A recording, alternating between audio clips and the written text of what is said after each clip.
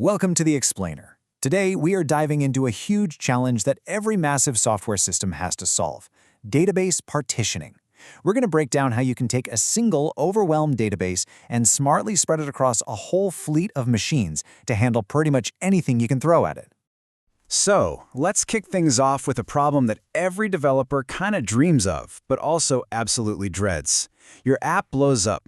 It goes viral. Traffic is off the charts, and your single, heroic little database is starting to groan under the pressure.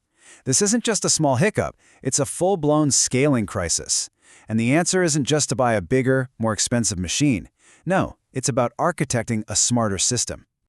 And to build that smarter system, we really need to get the fundamentals right. So here's our game plan. We'll start with the why. Why do this in the first place? Then we'll dive into our first big choice, keys versus hashes.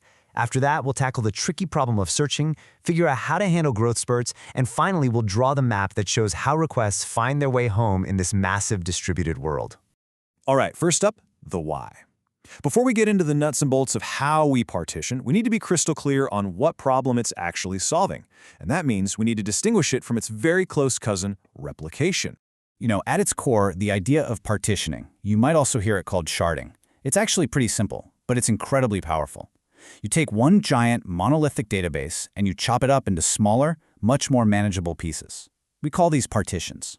And the key rule here, the most important part, is that every single piece of data lives in exactly one partition. That's it. Think of each partition as its own little mini database.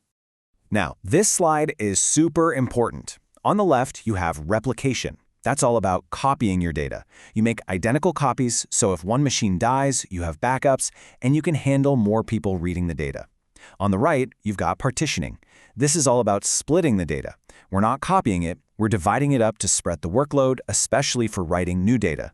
They solve two totally different problems, but the real magic happens when you use them together. And here's what that looks like in the real world.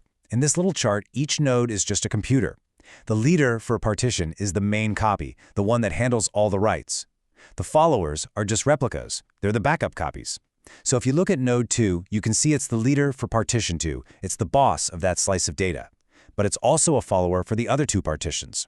This setup, this is the gold standard. It gives you both scalability for writes and the fault tolerance so you don't lose data. So, we're all on board. Partitioning is what we need to do to scale. Great. That brings us to our next section and our first really big architectural decision.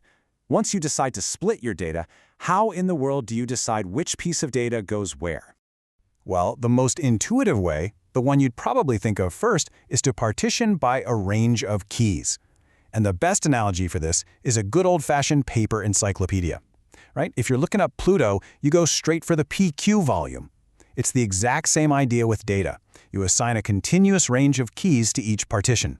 Now, the big advantage here is that range queries are super efficient because all the keys are neatly sorted. Asking for something like, give me all the user signups from last Tuesday is incredibly easy. But, and this is a huge but, there's a hidden danger. If your key is something that's always increasing, like a timestamp, guess what happens? Every single new write goes to the exact same partition, completely overwhelming it while all your other partitions are just sitting around bored. And that leads us to the number one villain in any distributed system, the dreaded hotspot. This is when a single partition gets slammed with way more than its fair share of traffic. It becomes a bottleneck, and it can bring your entire system to a crawl. It totally defeats the whole purpose of spreading the load. So, how do we fight these hotspots? Well, we use a little bit of math. Hash partitioning takes a totally different approach. Instead of using the key itself to decide where the data goes, we run the key through a hash function. And this function just spits out what looks like a random number. So even keys that are really close together, like user ID 100 and user ID 101, they get sent to completely different random-looking places. This scatters the data perfectly evenly across all your partitions. So here we are at a classic engineering trade-off. There is no single best answer here. On one hand, key range partitioning is fantastic for those range queries. On the other hand, you risk creating those nasty hotspots. Hash partitioning solves the hotspot problem beautifully, but now your range queries are totally inefficient. You have to pick the right tool for the job you're trying to do. Which brings us right into our third section, the search problem. Okay, so we figured out how to split up our data by its main ID. That's great. But What happens when you want to find something using a different piece of information? Like, say, finding all users who live in New York, or all products that are the color blue. This is where secondary indexes come into play. So one way to do this is with what's called a document partitioned index. Basically, each partition keeps its own little index, but only for the data it has. The problem is, when a query comes in for all red cars, the system has no idea which partitions have red cars. So it has to ask everybody. It broadcasts the query to every single partition. This is what we call a scatter/gather. And as you can probably imagine, making every single machine in your cluster do work for just one query, well, it can get really slow and really expensive, especially as your system gets bigger. It's a super common approach, but man, it can be a real source of pain for your read performance. So what's the alternative? We can create a global index, sometimes called term partitioning. Now, instead of each partition having its own little index, we make one giant index that is itself partitioned. So for instance, you could have all the index entries for colors, starting with A through R on one machine, and S through Z on another. Now, when you search for red, you know exactly which one machine to ask. And this, right here, is another one of those fundamental trade-offs in system design.